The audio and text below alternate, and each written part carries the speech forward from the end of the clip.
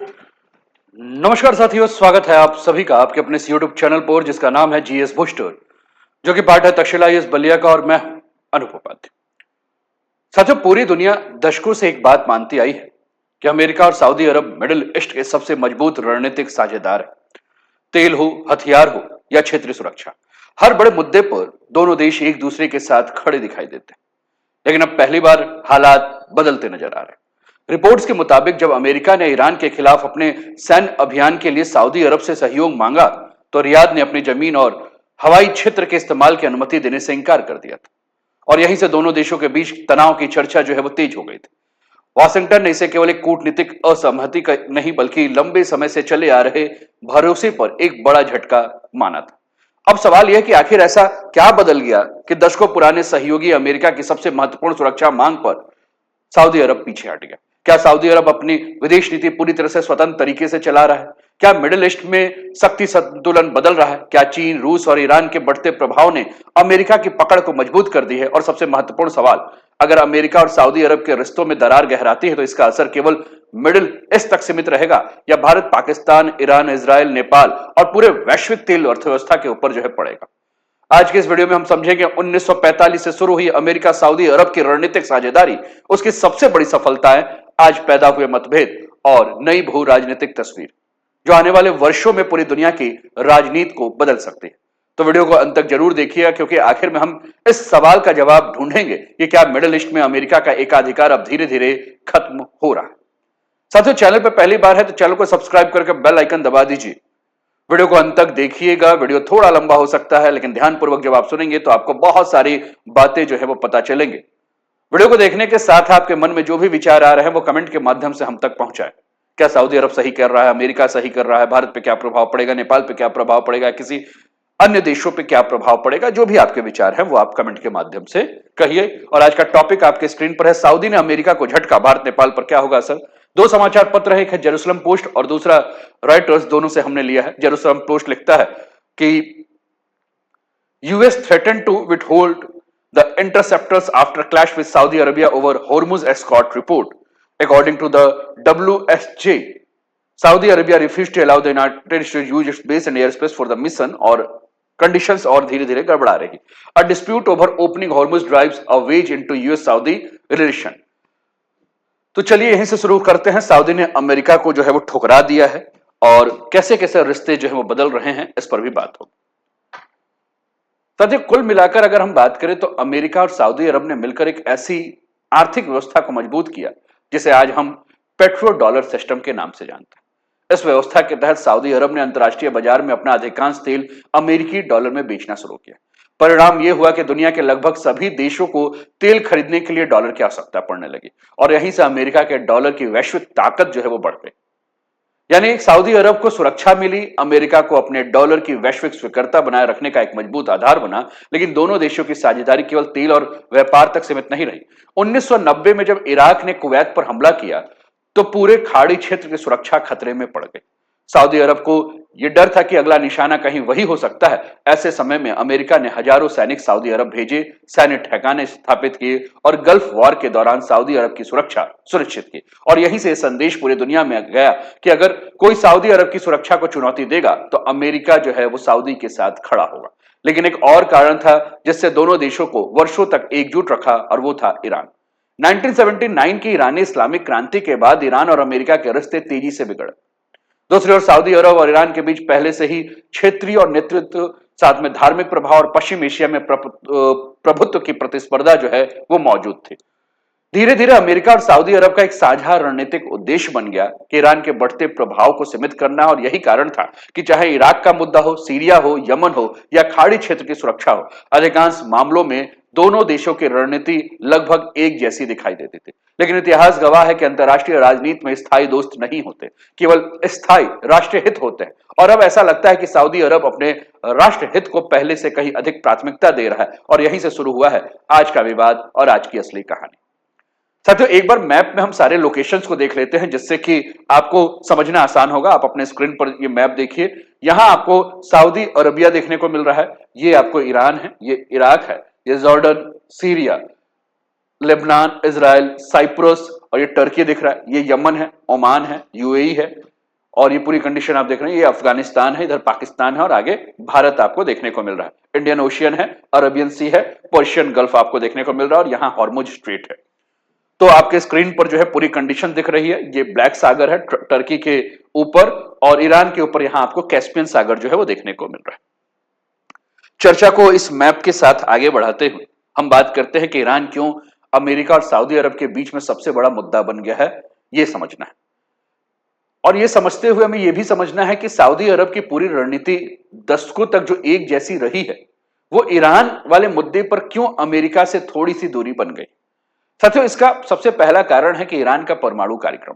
पश्चिमी देशों और अमेरिका को लंबे समय से आशंका रही कि अगर ईरान परमाणु हथियार बनाने की क्षमता हासिल कर लेता है तो मिडिल ईस्ट का पूरा शक्ति संतुलन जो है बदल सकता है। हालांकि ईरान हमेशा यह दावा करता रहा है कि उसका परमाणु कार्यक्रम केवल शांतिपूर्ण ऊर्जा उत्पादन और वैज्ञानिक अनुसंधान के लिए, लेकिन अमेरिका और इजरायल इस दावे पर पूरी तरह से भरोसा नहीं करते और यही वजह है कि ईरान पर वर्षों तक आर्थिक प्रतिबंध लगाए गए। कई दौर की बातचीत हुई और कई बार सैन्य कार्रवाई की आशंका भी पैदा हुई, लेकिन ईरान केवल परमाणु कार्यक्रम की वजह से महत्वपूर्ण नहीं है। उसकी सबसे बड़ी ताकत है वो है स्ट्रेट ऑफ हॉर्मुज, और यह दुनिया का सबसे महत्वपूर्ण समुद्री तेल मार्ग जो है वो माना जाता है। और हमने देखा भी है कि किस प्रकार से स्ट्रेट ऑफ हॉर्मुज के बंद होने से पूरे विश्व में तेल व्यापार ठप हो गया और कुल मिलाकर हम जानते हैं कि ये 1/5 हिस्सा है पूरा जितना भी तेल व्यापार है, और लगभग 20% पूरे विश्व का तेल व्यापार इसी जलमार्ग से होकर गुजरता है। और यहीं आप मैप में देख रहे हैं तो आपको यहां सऊदी अरब, इराक, कुवैत, कतर, ये सारे के सारे देश दिख रहे हैं, यूएई भी दिख रहा है। तो बड़े बड़े जो तेल उत्पादक देश है उनका अधिकांश निर्यात जो है वो इसी रास्ते से आपको देखने को मिल रहा है। और पिछले 2 महीने से हमने इस पर काफी चर्चा भी की। हमने ये भी चर्चा किया कि किस प्रकार से यहां नाकाबंदी जब हुई तो पूरे मिडिल ईस्ट नहीं, पूरे दुनिया के तेल में कीमतों में जो है काफी ज्यादा इजाफा हुआ। अमेरिका वर्षों से इस समुद्री मार्ग की सुरक्षा को अपनी रणनीतिक प्राथमिकता मान रहा था। दूसरा, अगर हम बात करें साथियों, तो यहां आप यमन को देखिए मैप में, और यमन के बारे में हम बात करें। साथियों, यमन का गृह युद्ध केवल एक स्थानीय संघर्ष नहीं, यह मिडिल ईस्ट की सबसे बड़ी प्रॉक्सी वॉर का एक उदाहरण माना जाता है। एक तरफ सऊदी अरब के नेतृत्व वाला गठबंधन है, तो दूसरी तरफ हूती विद्रोही समूह जिसे पश्चिम देश और सऊदी अरब ईरान समर्थित मानते हैं। ईरान सीधे युद्ध में शामिल होने से इंकार करता है, लेकिन अमेरिका और उसके सहयोगियों का आरोप है कि ईरान हूती विद्रोहियों को हथियार, तकनीक, सहायता और प्रशिक्षण उपलब्ध कराता है। और इसी वजह से यमन का संघर्ष केवल यमन तक सीमित नहीं रहता है, बल्कि सऊदी अरब, ईरान, अमेरिका और कई क्षेत्रीय शक्तियों के बीच प्रतिस्पर्धा का मैदान बन गया। पिछले कुछ वर्षों से हूती विद्रोहियों ने लाल सागर और आसपास के क्षेत्र में समुद्री जो भी क्षेत्र है यहां व्यापारिक हमले किए। आप अपने स्क्रीन पर ये ध्यान दे रहे होंगे, लाल सागर है और धीरे से यहां आप बढ़ेंगे तो यहां आपको जो है स्वेज नहर और बाकी सारी कंडीशन देखने को मिलेगी। साथियों, इन घटनाओं के बाद अमेरिका और उसके सहयोगी ने समुद्री व्यापार की सुरक्षा के लिए सैन्य अभियान शुरू किए और यहीं से एक नया विवाद सामने आया। अमेरिका चाहता था कि सऊदी अरब पहले की तरह खुलकर उसके सैन्य अभियान का समर्थन करे, लेकिन इस बार रियाद ने बेहद सतर्क और संतुलित रुख अपनाया, क्योंकि सऊदी अरब अब एक ऐसे स्थिति में बचना चाहता था जहां वो सीधे ईरान के साथ किसी बड़े सैन्य टकराव का हिस्सा बन जाए। और यही वह मोड़ है जहां से अमेरिका और सऊदी अरब की रणनीतिक सोच में अंतर से साफ दिखाई दिया। और यही वो समय है जब सऊदी अरब ने अमेरिका का साथ देने से जो है मना कर दिया और दूरी बना ली। तो फिर प्रश्न है कि दूरी बनाई क्यों, और यहीं से पूरा का पूरा विवाद का जो सबसे महत्वपूर्ण कड़ी है वो शुरू होता है। साथियों, 80 साल पुरानी दोस्ती जो है उन दोनों देशों के बीच में थी। दोनों के बीच में ऑपरेशन प्रोजेक्ट फ्रीडम जो है वो है, और आखिर ऑपरेशन फ्रीडम के माध्यम से अमेरिका क्या चाहता था। साथियों, इस पूरे विवाद की सबसे अहम कड़ी जो है वो हाल के घटनाक्रम में अमेरिका ने मिडिल ईस्ट में अपना एक बड़ा सैन्य अभियान शुरू करने की तैयारी की, जिसे कई रिपोर्ट में ऑपरेशन प्रोजेक्ट फ्रीडम के नाम से जोड़ा गया। इस अभियान का एक घोषित उद्देश्य था कि क्षेत्र में अमेरिका सैन्य उपस्थिति को मजबूत किया जाए और समुद्री व्यापार की सुरक्षा सुनिश्चित किया जाए, ईरान समर्थित समूहों की सैन्य क्षमता को सीमित किया जाए और अमेरिकी हितों तथा सहयोगी देशों की सुरक्षा को बनाए रखा जाए। लेकिन इतना बड़ा अभियान केवल युद्धपोत भेजने से सफल नहीं होगा।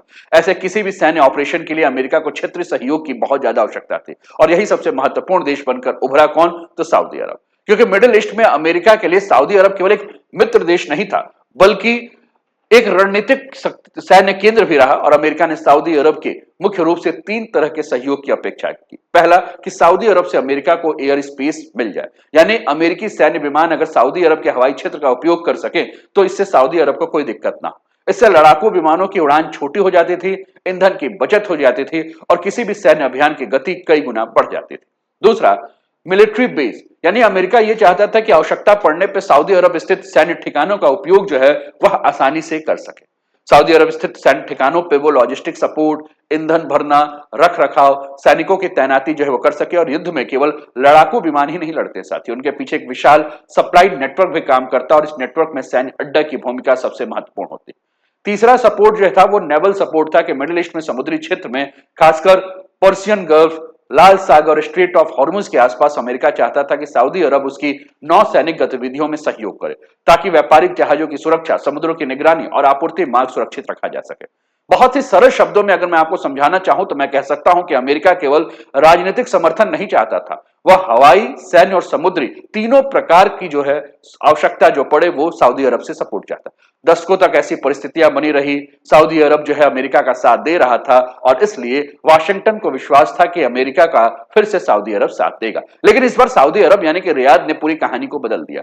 रियाद ने स्पष्ट संकेत दिया कि वह किसी ऐसे सैन्य अभियान का हिस्सा नहीं बनना चाहता जिससे क्षेत्र के व्यापक युद्ध छिड़ने का खतरा जो है वो बढ़ जाए। यानी सऊदी अरब ने अमेरिका की हर रणनीतिक मांग को स्वतः स्वीकार करने के बजाय अपने राष्ट्रीय हित को जो है वो सर्वोपरि रखा और यहीं से दोनों देशों के बीच में मतभेद जो है वो खुलकर सामने आ गए।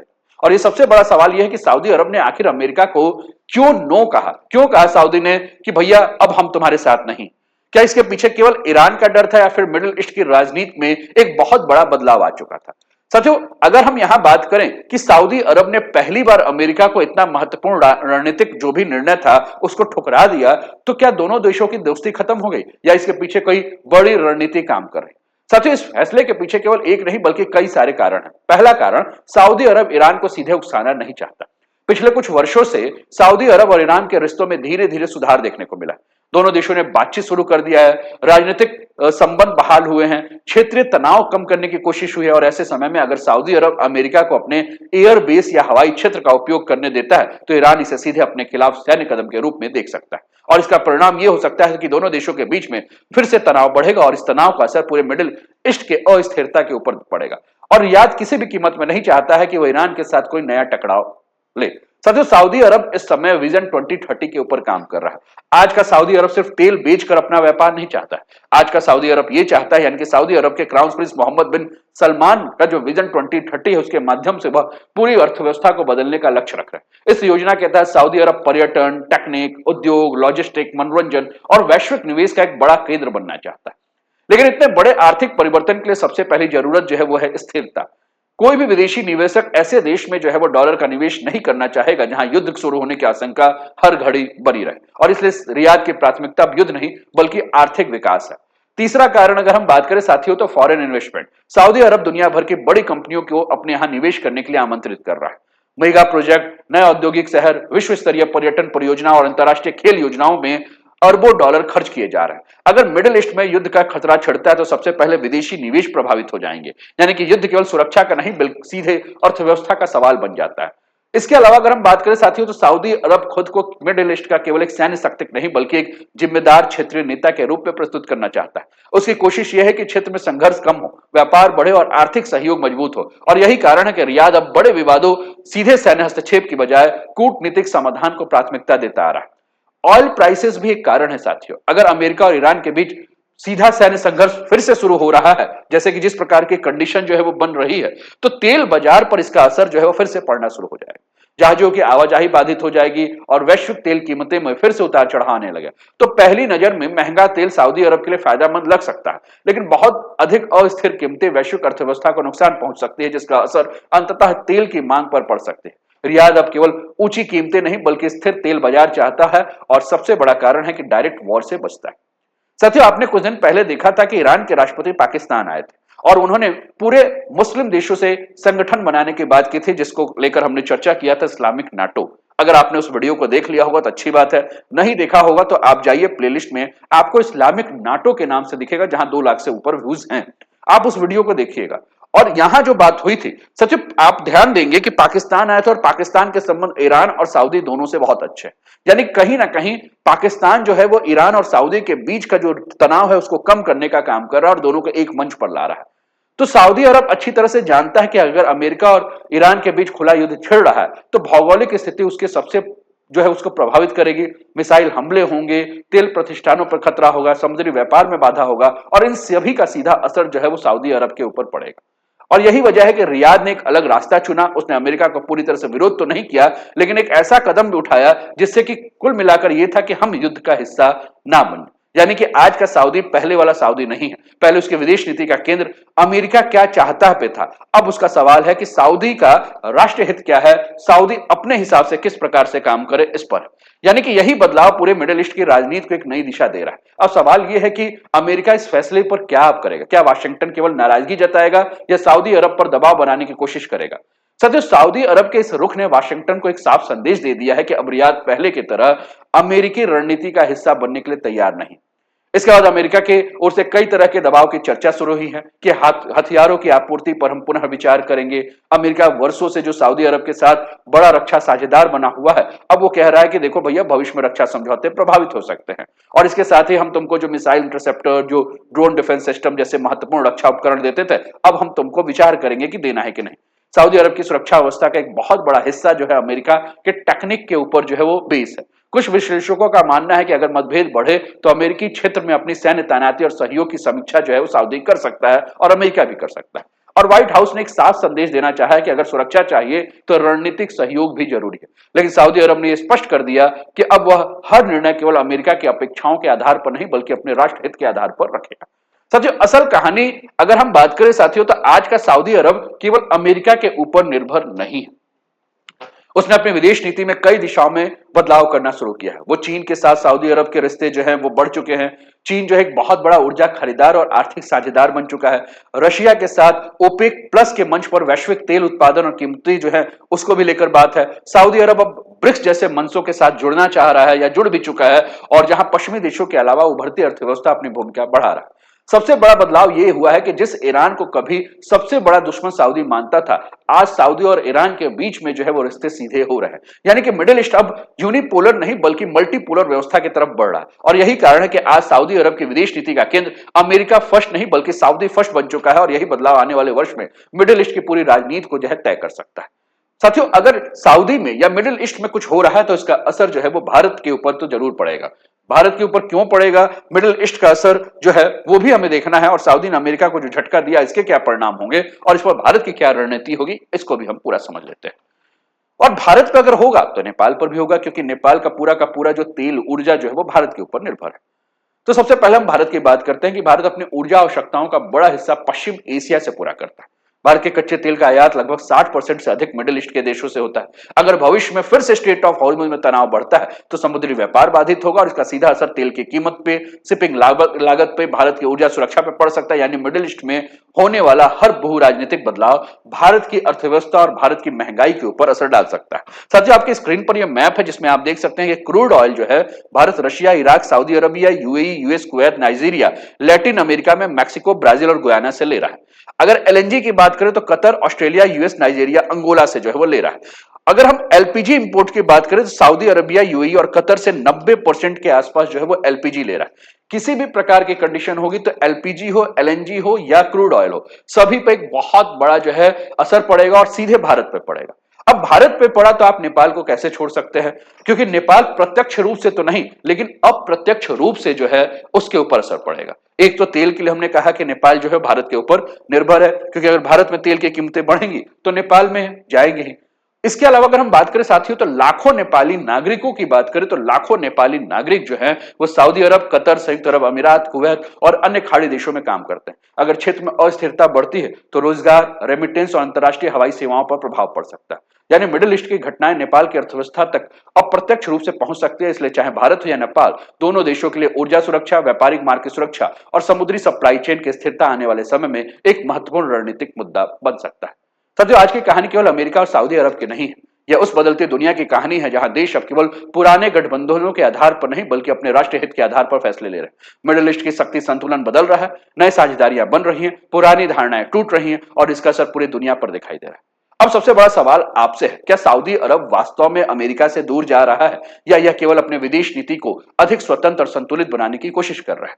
आप अपनी राय हमें कमेंट बॉक्स पे जरूर बताएं और आपको ये विश्लेषण अगर पसंद आया हो, पसंद तो आया ही होगा, अगर पसंद आया हो साथियों तो वीडियो को लाइक कर दीजिए और चैनल को सब्सक्राइब कर दिए। जो भी आपके विचार हैं वो कमेंट के माध्यम से हम तक पहुंचाएं और ऐसे ही तथ्य आधारित अंतर्राष्ट्रीय विश्लेषण वाले वीडियो को देखने के लिए हमारे साथ जुड़े रहिए। साथियों, अब वीडियो जो है वो दिन भर में 3 आ रहे हैं, तो आप इन 3 वीडियोस को देखिए जिसमें हम नेपाल, भारत, गल्फ कंट्रीज को लेकर, इंटरनेशनल जियोपॉलिटिक्स को लेकर 3 वीडियो आपके साथ लेकर चल रहे हैं। तो डेली 3 वीडियो जो है वो आ रहे हैं, उसको आप देखते रहिए। अपना ध्यान रखिए, स्वस्थ रहिए, मस्त रहिए, तंदुरुस्त रहिए, हंसते खेलते मुस्कुराते हुए जीवन का आनंद लीजिए। जय हिंद, जय भारत।